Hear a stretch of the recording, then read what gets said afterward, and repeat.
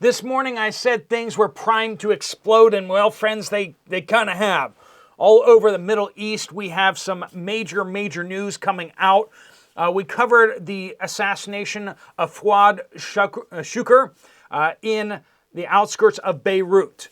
A bomb was dropped on his building and in a residential suburban area outside Beirut, and that has not been the last of it. We have now seen an attack. A missile has been fired into the outskirts of Tehran and taken out a major player there too. Iran is absolutely furious. We're going to be talking about what's going on, what Iran may do in response to these attacks. There was also an assassination of a high-ranking Islamic Revolutionary Guard, a Iranian general, potentially outside Damascus. So we're seeing these high-ranking Hamas, Hezbollah, and Iranian Revolutionary Guards commanders hiding inside cities, and they have just been taken out in the last few hours. Prime Minister Benjamin Netanyahu also just addressing the nation of Israel. We got a letter going out to foreign embassies from Israel. A lot of stuff going down right now. Let's jump into it. Welcome to the Poplar Report. I'm Steve Poplar. I'm an accountant by trade, and we're keeping you guys up to date on the latest on what's going on out there. It is not too much to say that we are really seeing World War III stepping up to a new and more dangerous level. All right, so we have now confirmed that the Hezbollah chief of staff has been taken out in the outskirts of Beirut. We reported on that earlier. His name is Fuad Shukr, and he was responsible.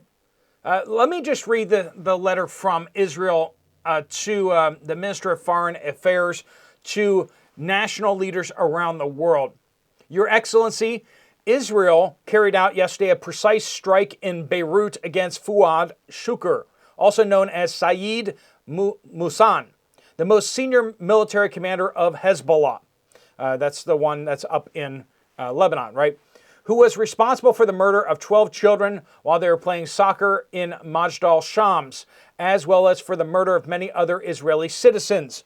Fuad Shukr was responsible for all of Hezbollah's incessant attacks on Israel and launching of thousands of missiles directed at Israelis since October 8th.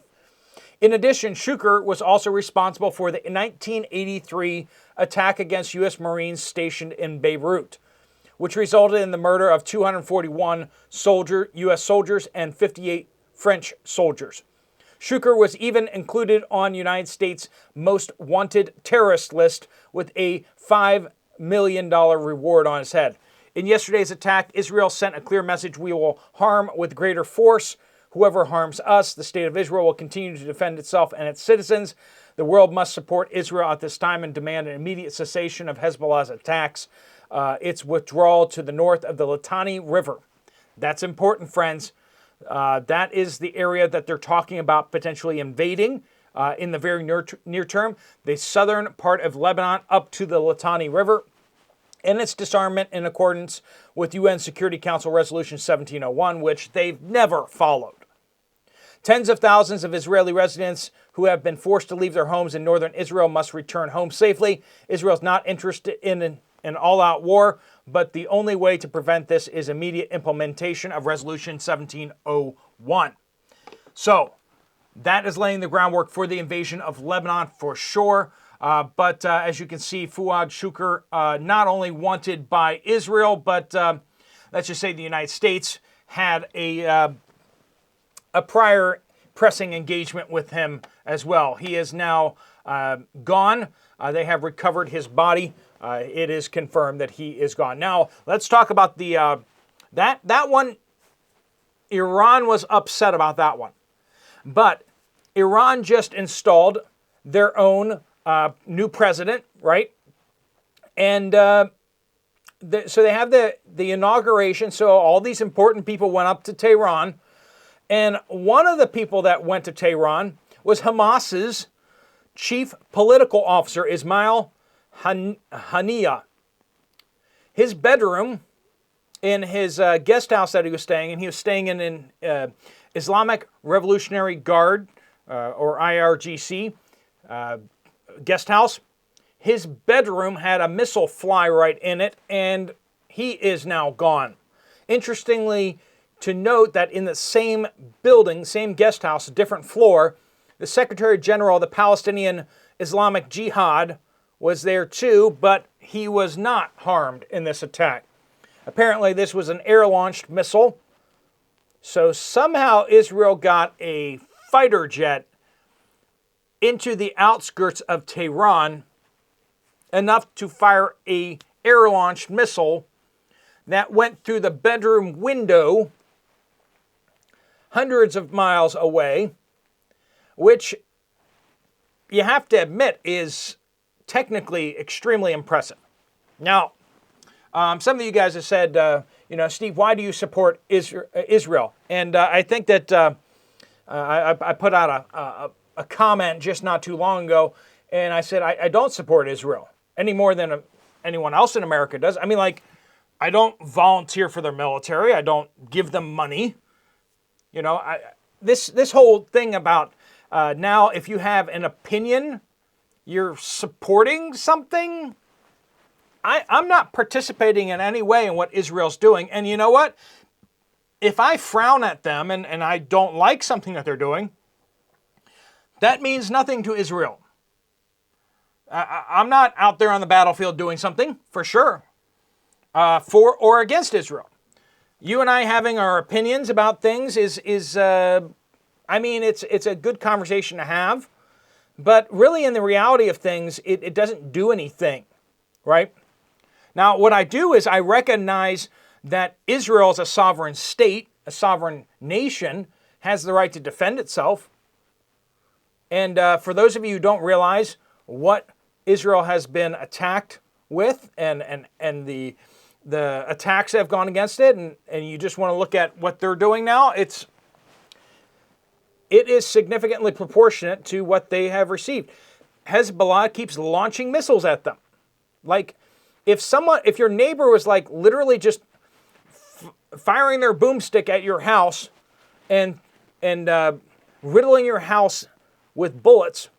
Now, if you build a concrete block wall because they keep shooting at your house, and you build a concrete block wall, and then they just keep shooting at the wall, and sometimes as bullets go around and hit your house or hit a visitor or something like that, the fact that you built the wall doesn't negate the fact that they're shooting at you, okay? And that is a pretty apt example of what, or illustration of what we're talking about here. It doesn't matter if you've taken steps to negate or to make what they're doing less dangerous to you. It doesn't neglect the fact that their intent and their, that they actually want to hit you. They're trying to hit you with bullets. And that's what's happening to Israel. And so we have all this going down. Iran is humiliated right now. Remember how they launched over 100 missiles and drones at Israel, and only a couple got through? And then Israel fires one missile, and it takes out an extremely powerful guest, an extremely important guest for Iran in his guest house. And it flew right through his bedroom window. I mean, that's kind of that's embarrassing. That's embarrassing. How many hundreds of missiles are they going to have to fire to just hit something in Israel? Versus Israel's like, let's take out this dude and make sure we don't hit the rest of the building. Like, that's crazy. And Iran is furious. And this just, they're supposed to be having this inauguration for the president. They're supposed to be, a celebration over in Iran. And then Israel just comes in and just goes whack and takes out one of their high-ranking dignitaries that's visiting, right? Obviously, Iran is in a tizzy. Ayatollah Khamenei himself got out there and said, it is our duty to take revenge and severely punish the Zionist entity for this attack on our soil. So That happened, which Iran is furious about.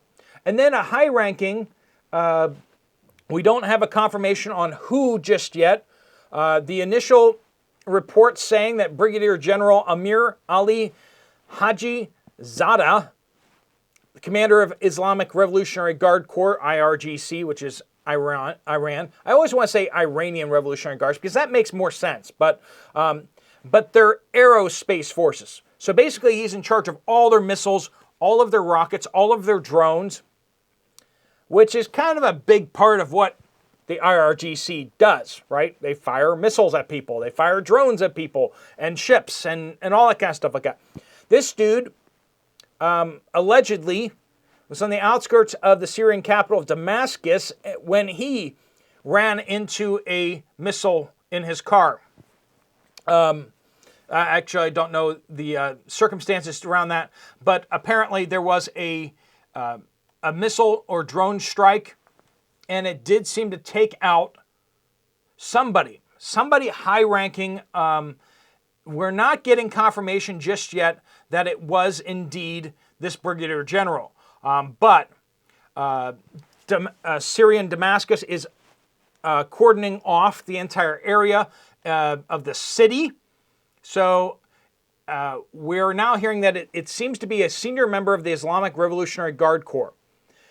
We don't know who for sure it was in that car, but that is who we seem to think was in the car. We will keep an up-to-date on what's going on with this. But so we got senior member of Hezbollah, senior member of Hamas, and then we have a senior member of the Islamic Revolutionary Guard. You see how this is what we're talking about, broad and significant strikes. It looks like Israel may have chosen, instead of just pounding lots of military sites, blowing up lots of missiles, infrastructure,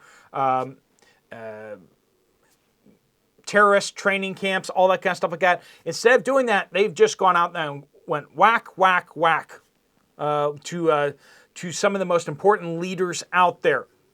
This has got to have a lot of the leaders inside these organizations very nervous because Israel's just going straight to the top and just taking out the highest ranking people and just saying, you know what, there may be civilian casualties, collateral damage here, but we're going to do that.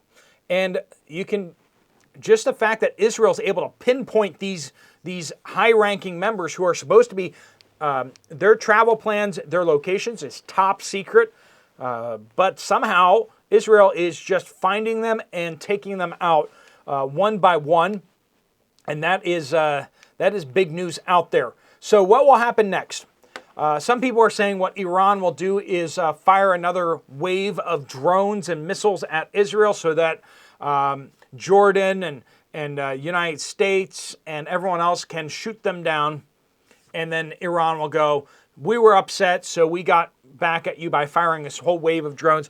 A lot of people saying that last wave was kind of like theater, that it wasn't really intended to actually do damage to Israel because they knew that that would bring about a much bigger response. And so what they did was they did this large-scale attack that they knew wouldn't actually do much damage, and therefore Israel wouldn't have to respond to it massively, right? And so they did it to de-escalate things. But the problem is Iran has just been humiliated on multiple fronts. They may have to actually do something where they're actually trying to hurt Israel. And if that's the case, what will they do? How will they do it? Will they try to launch a more direct missile attack from much closer by, like from Hamas really can't do all that much. Hamas has been operationally degraded. They don't really have missile launch sites much anymore. And their missiles are very inaccurate, very crude and rudimentary. Basically, Iran, if it wants to hit Israel hard, it's going to have to launch the attack from Syria or Lebanon.